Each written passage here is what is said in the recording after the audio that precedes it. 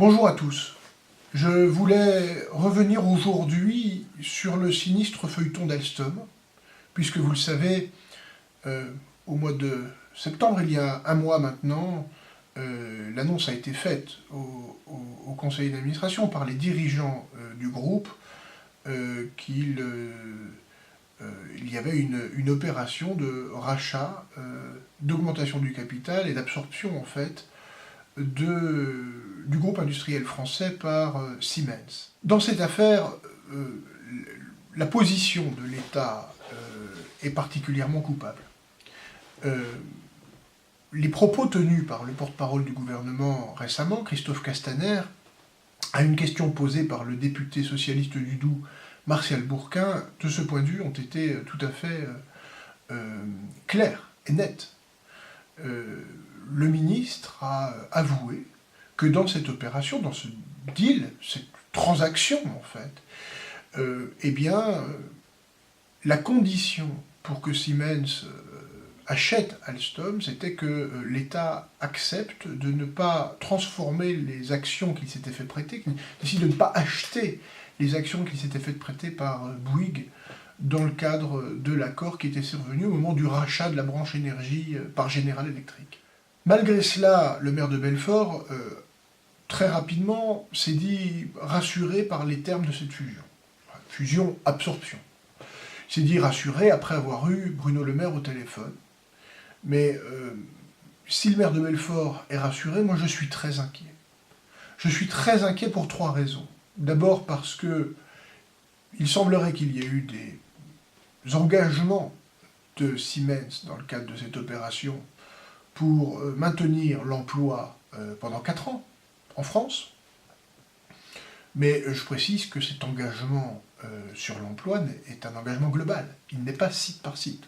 Or, le journal Les Échos a expliqué très clairement récemment que le site de Belfort en particulier pouvait être inquiet de cette fusion, parce que, évidemment, nous réalisons à Belfort les motrices du TGV, mais Siemens ont déjà une technologie de train à grande vitesse, c'est l'ICE,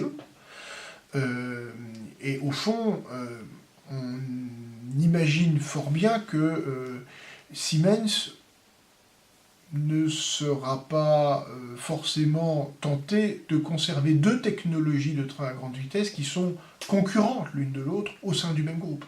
Ensuite, la deuxième raison, c'est qu'il y a eu de grandes annonces faites autour de la réalisation d'un Airbus du ferroviaire, une grande opération européenne, d'échelle européenne autour de la construction d'un champion européen du ferroviaire.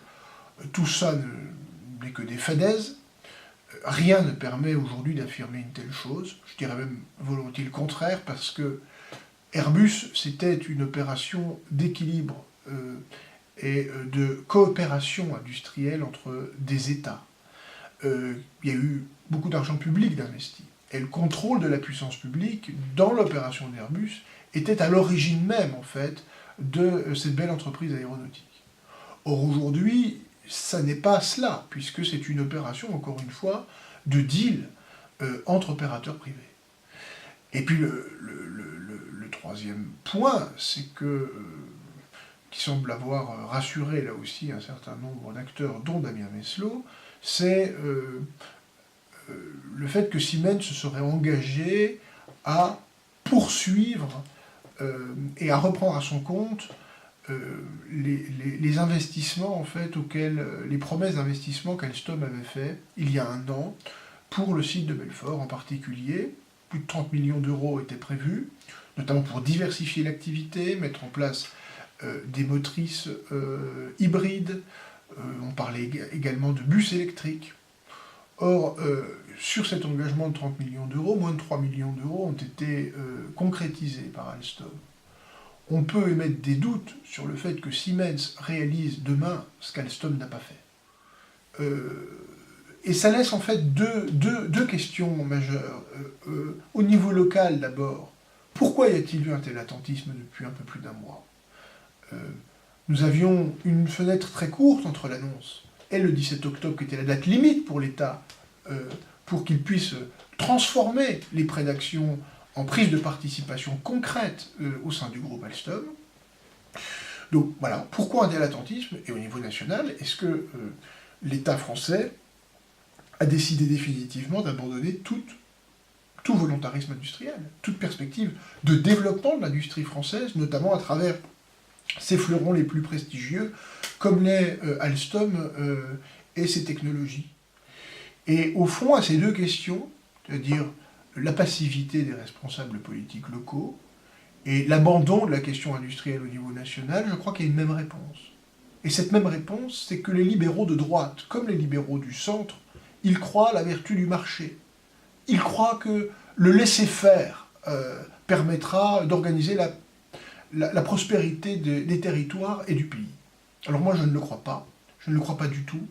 Je pense que les responsables politiques, locaux comme nationaux, seront comptables des décisions qui ont été prises, parce qu'il y a une décision qui a été prise dans cette affaire, c'est celle de renoncer. Voilà. En politique, renoncer est toujours un choix. Et ils ont choisi de renoncer. Je pense que c'est une faute politique majeure, une faute à l'égard du territoire de Belfort, une faute à l'égard des salariés, des familles, à l'égard d'une grande aventure industrielle comme Alstom. Et au fond, il y a derrière cela la trahison de tout un territoire. Et comme élu de l'opposition, comme élu de Belfort, comme élu du département, je n'accepte pas ce choix du renoncement qui a été fait par la majorité municipale et départementale dans le territoire de Belfort.